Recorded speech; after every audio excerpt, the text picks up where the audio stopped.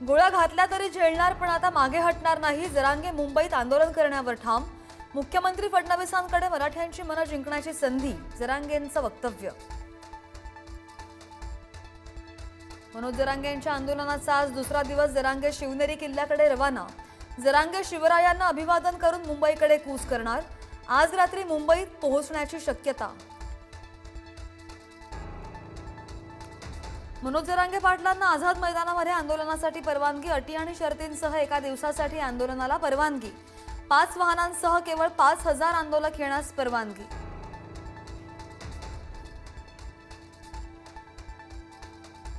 मराठा आरक्षण उपसमितीचे अध्यक्ष राधाकृष्ण विखे पाटील आणि मंत्री उदय सामंत यांच्यामध्ये आज महत्त्वाची बैठक.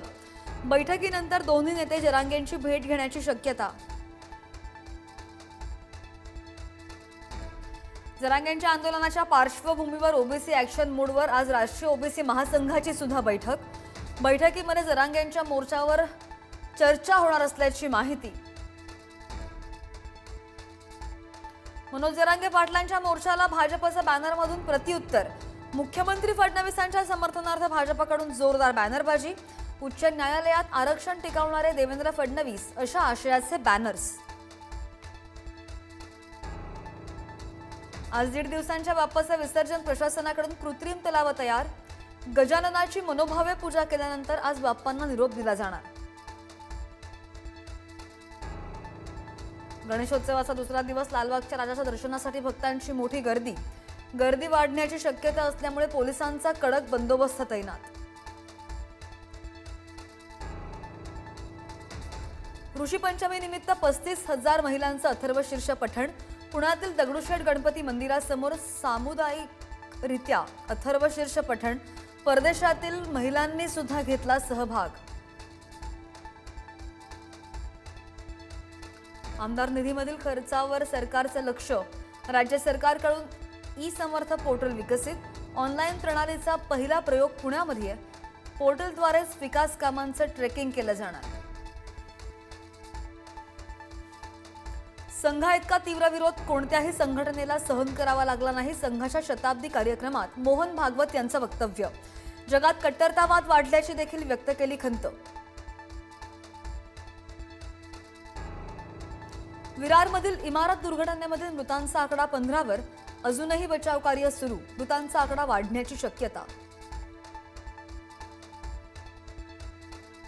आज कोल्हापूरमध्ये ठाकरेंच्या शिवसेनेचे टोल बंद करो आंदोलन. खराब महामार्गांवरील टोल वसुली बंद करण्याच्या सर्वोच्च न्यायालयाच्या आदेशानंतर शिवसैनिक आक्रमक.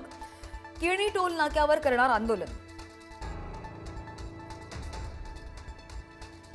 गोदावरी नदी प्रदूषणावरून हायकोर्टाची पुन्हा सरकार आणि महापालिकेला नोटीस. 2 आठवड्यात उत्तर दाखल करण्याचे आदेश. योग्य पावलं न उचलल्यास कठोर कारवाईचा इशारा. कोल्हापूरमध्ये महिलांचा पाण्यासाठी रास्ता रोको. 4 दिवसांपासून पाणी न आल्यामुळे आक्रमक झालेल्या महिलांना रस्ता अडवला. पालिका प्रशासनाकडून तत्काळ पाणी सोडण्याच्या सूचना. उपराष्ट्रपती निवडणुकीसाठी एनडीएच्या हालचाली गतिमान. खासदारांच्या उपस्थितीसाठी संसदीय समित्यांच्या बैठकांचा सपाटा. रणनीतीला अंतिम रूप देण्याचा प्रयत्न.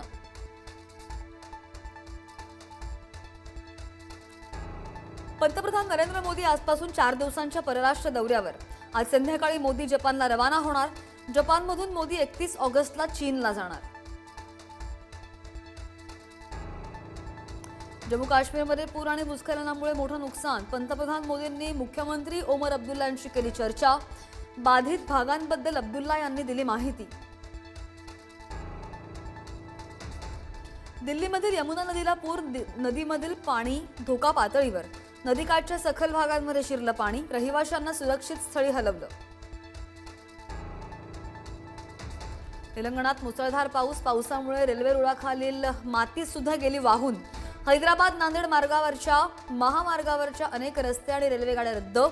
तसंच राष्ट्रीय महामार्ग सुद्धा पाण्याखाली.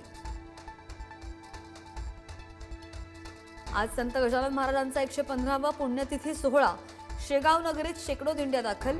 लाखो भाविकांच्या गर्दीने संत नगरी भक्तिमय.